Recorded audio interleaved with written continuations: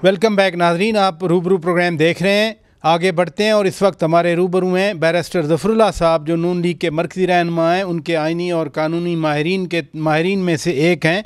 बहुत शुक्रिया बैरिस्टर साहब, आपने वक्त दिया। आज कुछ ऐसी खबरें चल रही थीं, कुछ न्यूज़पेपर में छपी हुई थीं कि जैसे हुकूमत नून लीग की हुकूमत आइनी तरमीम के हवाले से मायूसी का शिकार है और शायद ये तरमीम पास ना हो सकें। नंबर्स के हवाले से क्या नून लीग सोच रही है? वाकई मायूसी है? मैं ये कहता हूँ कि मायूसी बिल्कुल नहीं होनी चाहिए, ना मायूसी है। अच्छा, है भी नहीं, ये कहाँ से आ गई है। बहरहाल आइनी तरमीम बड़ी अहम बात होती है। हमारी पार्टी का एक मौक़िफ़ है, वो भी उसमें भी लचक है। पाकिस्तान पीपल्स पार्टी की अपनी तजावीज़ हैं, मौलाना फजल रहमान साहब की और लोगों की और अपनी तजावीज़ हैं। यकीनन बड़ी इंटेंस मुज़ाकरात जारी हैं, ड्राफ्ट एक दूसरे को दिए जा रहे हैं, बातचीत जारी है, तो ये तो अच्छी बात है। ऐसा ही होना चाहिए और जिस बात पर इत्तफाक हो जाए वो आगे आ जाए। और मुझे नहीं मेरे ख्याल में कोई वजह ऐसी नहीं है कि जिससे मायूसी मुझे नज़र आती हो। मुझे तो ख्याल है कि ये कानून और ज़ाब्ते के मुताबिक कितने भी नंबर चाहिए 2/3 वो हो जाएंगे, तो उसके बाद पास हो जाएगी। और इन केस ये नंबर पूरे हो जाते हैं तो बिस्मिल्लाह, दैट मीन कौम की एक वाज़ेह अक्सरियत एक मसले पे मुत्तफ़िक हो गई है। उससे इख्तलाफ करने वालों को भी हक़ हासिल है। इसलिए दुनिया में किसी एक बात के ऊपर कोई पूरी इंसानियत इकट्ठी नहीं होती। ये इत्तफाक राय की आपने बात की, इत्तफाक राय के लिए ही सही बात है, मुलाकातें हो रही हैं। आज भी बिलावल भुट्टो जरदारी चेयरमैन पीपल्स पार्टी और पीपल्स पार्टी के दीगर कायदीन मियाँ नवाज़ शरीफ और लीगी रहनुमाओं से मिले। बिलावल भुट्टो जरदारी क्या पैगाम दे रहे हैं? वो और लोगों से भी मिल रहे हैं ना। देखिए, हम इतना फ़िलहाल बता सकते हैं कि पाकिस्तान पीपल्स पार्टी और पाकिस्तान मुस्लिम लीग का एक कमिटमेंट है और 2006 और 8 के ज़माने से है, वो ये है कि हमने आइनी अदालत बनानी है। कई दफ़ा पहले भी कोशिशें हुई हैं, जब 18वीं तरमीम आ रही थी जिसमें आइन में बहुत बड़ी तब्दीलियाँ की गई थी। आपसे बेहतर कौन जानता है, 2 ही तो बड़ी तरमीमें हुई आइन में, 8वीं और 18वीं।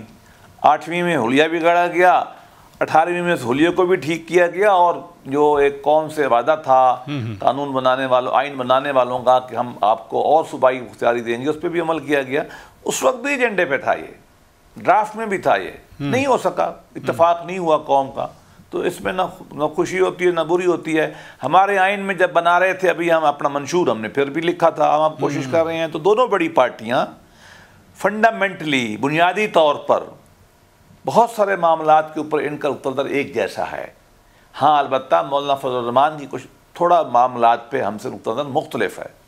तो चैनल कई गुफ्तगू के थे, मुज़ाकरात के कई चैनल थे, ऐसे होते हैं पहले भी और ऐसे ही होने चाहिए कि मुख्तलिफ पार्टियाँ आपस में भी बात करें, उनके दूसरों से भी बात करें। तो बिलावल माशाल्लाह आपने उनकी गुफ्तगू सुन ली है, अभी क्वेटा में भी थी आगे पीछे, तो वो बहुत क्लैरिटी के साथ बात करते हैं। बिल्कुल। और उन्होंने बताया है कि हम क्यों चाहते हैं वो, मतलब हमारी पार्टी का तो मौक़िफ़ डिक्लेयर्ड है, उनका भी डिक्लेयर्ड है। फाइन ट्यूनिंग पे बातचीत होती, यकीनन मौलाना एक फैक्टर है और मौलाना से बातचीत वो जब करते हैं तो हमें आके बताते हैं और जब हम उन मौलाना से हमारी टीमें बात करती हैं तो हम उनको बताते हैं। बल्कि इसके अलावा भी छोटी कई पार्टियों से बात चल रही होती, चलती रहनी चाहिए। ये हुस्न है जमहूरियत का। ये इसको आपकी ज़बान में, आप जिस इलाके से है ना, पर पंचायत होती है तो कई सतहों से बात हो रही होती है। तो मैं तो चीज़ों से खुश होता हूँ कि लीडर आपस में मिल रहे हैं, बातचीत चल रही है, कोई एक तहफ़्फ़ुज़ करेगा। ये परे पंचायत की आपने बात की, आपने ये भी कहा कि आपके लोग मौलाना फजल रहमान साहब से मिल के आते हैं तो वो पीपल्स पार्टी को बताते हैं, पीपल्स पार्टी वाले मौलाना साहब से मिल के आते हैं तो वो आपको बताते हैं। तो ये फरमाएं कि फिर मौलाना फजल रहमान साहब की क्या शराइत या मुतालबात सामने आए हैं? मौलाना एक तो बहुत बड़े लीडर है, जी जी माशाअल्लाह। दूसरा है मेरे ज़ाती मेहरबान है, हमारे मुल्तान में वो पढ़े हैं, रहे हैं, जी जामिया कासिम उल उलूम में, बिल्कुल मौलाना से ख़ानदानी तल्लुकात हैं। मैं तो कोई एक इशारा भी नहीं करूँगा जिसमें मौलाना साहब के बारे में कोई बात ऐसी हो जो उनको नापसंद गुजरे। मेरी ज़ाती तल्लुक उनसे अकीदतमंदी इतनी है, लेकिन वो बहुत ज़ीरक सियासतदान है। बिल्कुल बिल्कुल। उसके ज़ाती तौर पर नहीं, जो हालात मुराद ये है कि उनका जो वोट बैंक है वो जनूबी अजला ऑफ KP में है। वहाँ आजकल पता ही है कि हत्ता के चीफ मिनिस्टर साहब जो हैं हमारे वो जो है अली अमीन खान गंडापुर, वो भी वहीं के हैं और वो वहाँ नहीं जा सकते, हालात ख़राब हैं। उनका दूसरा वोट बैंक शुमाली बलूचिस्तान में है, तो वहाँ लॉ एंड ऑर्डर कितने प्रॉब्लम है। और केपी में जो गवर्नेंस है उसके ऊपर मौलाना के शदीद तहफ़्फ़ुज़ात हैं। बस मैं इतना बता सकता हूँ, और बिल्कुल जायज़ तहफ़्फ़ुज़ात। अच्छा। क्योंकि वहाँ गंडासे तो चल रहे हैं, हुकूमत कोई नहीं चल रही, तो मौलाना को तहफ़्फ़ुज़ात हैं, हमें भी हैं, लेकिन बहरहाल कानूनी ज़ाब्ते हल निकालने हैं। और इंशाअल्लाह मुझे तो यकीन की हद तक मैं ज़ाती तौर पे कह सकता हूँ कि मौलाना को हम साथ लेके चलेंगे और मौलाना की विज़डम से हम फ़ायदा उठाएंगे, और इंशाअल्लाह ये काम मुल्क के हक़ में बेहतर होगा। ये मुल्क के हक़ में बेहतर होगा। लेकिन ये फरमाइए कि आज उमर अयूब खान कह रहे थे कि इसी सुप्रीम कोर्ट में एक सेपरेट आइनी बेंच बना दिया जाए, बजाय इसके कि एक और आइनी अदालत बने। और आपसे पहले सरदार लतीफ़ खान खोसा साहब कह रहे थे कि जस्टिस मंसूर अली शाह साहब का बतौर चीफ जस्टिस पाकिस्तान नोटिफिकेशन जल्द निकाला जाए। इस पे क्या कहते हैं आप लोग? हाँ, ये जो उन्होंने बात की है, मैं इस पे कानूनी राय दे सकता हूँ, मैं पार्टी की राय नहीं दे सकता। इंडिया में ये तजर्बा हुआ है कि एक 5 रुकनी बेंच जो है, एक स्टैंडिंग बेंच जो है वो रहता है, और वो जो है वो फैसले करता है आइनी नौइयत के। लेकिन मेरा ख्याल में वो तजर्बा पाकिस्तान में नहीं हो सकता। उसकी वजह है, देखिए मैं आपको अमली मिसाल दूँ। जी जी। अब 2 मिसालें देता हूँ। पिछले 4-5 साल में आइनी मामलात जो 0.1% भी नहीं होते हैं, जो 0.1% नहीं होते, वो सुप्रीम कोर्ट का आधा टाइम ले जाते हैं। बाकी कौम रोल रही है सारी।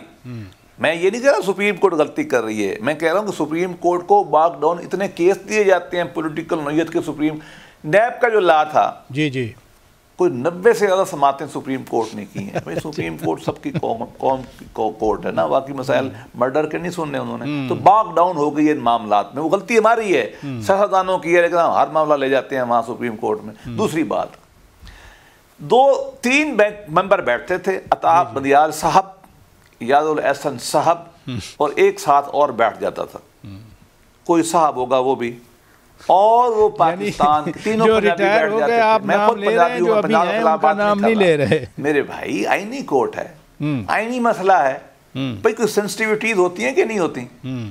आप उसमें सिंध के भी फैसले किए जा रहे हैं, उनमें आप बलूचिस्तान को भी फारिग किए जा रहे हैं, केपी को भी फारिग किए जा रहे हैं। 70-75 साल में जो सुप्रीम कोर्ट ने यही किए। लेकिन पार्लियामान एक तरह की सॉवरन है खुदा के बाद पाकिस्तान में। अगर वो 2/3 तादाद इकट्ठी कर लेती है, जो बहुत बड़ी तादाद है, बहुत बड़ी तादाद। इंग्लैंड में तो आईनी तरमीम के लिए सिंपल मेजॉरिटी चाहिए, लेकिन चलो अंग्रेज के मिजाज और है, हमारा मिजाज और है। हमने तो क्वालिफाइड मेजॉरिटी रखी है ना, 2/3, बहुत बड़ी है। दोनों हाउसों में सेपरेट होना, और जॉइंट हाउस में भी नहीं। अगर ये कौम इकट्ठी हो जाती है, जो हो जाए, तो बिस्मिल्लाह, आइए कौम आगे बढ़ जाएगी, हम तो खुश होंगे इससे। वैसे कौम के इकट्ठी होने से मैं ज़रूर बात करना चाहता हूँ। आज पेशावर में जिरगा हुआ। अब गवर्नर साहब वो पीपल्स पार्टी के रहनुमा हैं और साथ साथ मरकज़ की तरफ से अपॉइंटेड हैं। उसके बाद मोहसिन नकवी साहब वज़ीर दाखिला हैं, वो नून लीग की हुकूमत के हैं। अली अमीन खान गंडापुर चीफ़ मिनिस्टर हैं, वो पीटीआई के हैं। अहमद वली खान वहाँ मौजूद थे, वो एएनपी के सरबराह हैं। मुझे तो मोहसिन दावड़ साहब भी नज़र आए इसमें। तो ये कितनी बड़ी पेशरफ्त है अमन व अमान के हवाले से। ख़ास तौर पर आप कह रहे थे ना कि मौलाना साहब के लिए जो कंसर्न हैं वो जनूबी अजला में या शुमाली बलूचिस्तान में जो अमन अमान का मसला है वो है। तो ये जिरगा सिंगल पॉइंट एजेंडे पे अमन अमान के मामले पे हुआ। आपने बहुत खूबसूरत से मुराद ये बहुत अहम बात की तरफ तवज्जो दिलाई है। देखिए, जो केपी के अमन ख़राब हुआ वो हमारी ही, मैं बड़ा खुल के कहता हूँ कि हमारी खारजा पॉलिसी और दाखिला पॉलिसी की बहुत सारी गलतियों के नतीजे में हमने ये दिन देखा है, और हमें इसकी भी सोच सर्चिंग करनी चाहिए कि हमने खिलवाड़ क्या किया है फॉरेन पॉलिसी की चीज़ों के साथ। लेकिन चलो हो गया, अब हम इस हालत में हैं कि हमारे सबसे पहले पीपल्स पार्टी हुकूमत बनी मॉडर्न एरा में। उन्होंने स्वात ऑपरेशन के बारे में काम शुरू किया, लॉ बनाया, 8 टू सिविल पावर, इंटरनमेंट सेंटर बनाया, मांगला आगे पड़ा। नवाज शरीफ आए, मुझे भी एजाज़ हासिल है, मैं उनकी उस टीम का हिस्सा था, कोर टीम का, जो KPK के अंदर एक्शन कर रही थी। फिर हमने कराची के लिए पाकिस्तान प्रोटेक्शन एक्ट बनाया, वहाँ एक्शन शुरू किया, आपको पता ही है, अमन बहाल किया। और फिर KPK में हज़्ब अज़ब जो है 6-8 मीटिंग हुई आर्मी चीफ और फौजी क़यादत की और सिविलियन क़यादत की, और कुछ में मुझे भी उसमें बैठने का मौका मिला। पूरी कौम ने यकजहती के साथ इकट्ठा हुआ। मियां नवाज शरीफ ने धरने पे खड़े हुए इमरान खान साहब को रिक्वेस्ट करके बुलाया हमने APC की, खान साहब तशरीफ़ लाए, शुक्रिया। एक कमेटी बनी नेशनल एक्शन प्लान वाली, मैं उसका भी मेंबर था। हमने वो लिखा, PTI ने बड़ी अच्छी इनपुट दी, जमात इस्लामी ने बहुत आला इनपुट दी, पीपल्स पार्टी ने तो दी, हम सब ने दी, हम तो उस वक्त भी आपस में दोस्त थे। मैं आज भी कहता हूँ KP गवर्नमेंट को चाहिए अक्ल करे, विफाक से मिले, हम तैयार हैं, जाके बैठने के लिए तैयार हैं, हाथ मिलाने के लिए तैयार हैं, KP के अवाम की खातिर हम मिलजुल के ना इस मसले का हल निकालें। पठानों ने बहुत जुल्म सह लिया है, बहुत जुल्म सह लिया है, 79-80 से ऑनवर्ड, ये कोई 45-46 साल हो गए हैं, सूबे टूट चुका है। यकीन करें, मेरी माँ वहाँ की है, मैं वहाँ रोज जाता हूँ। यकीन करें, बहुत बुरा हाल है पठानों का, उनकी खातून की इज्जतें महफूज नहीं है, बच्चे महफूज नहीं है, एक बच्चा मरे तो कौम की शहादत है, बस मैं तो ये जानता हूँ।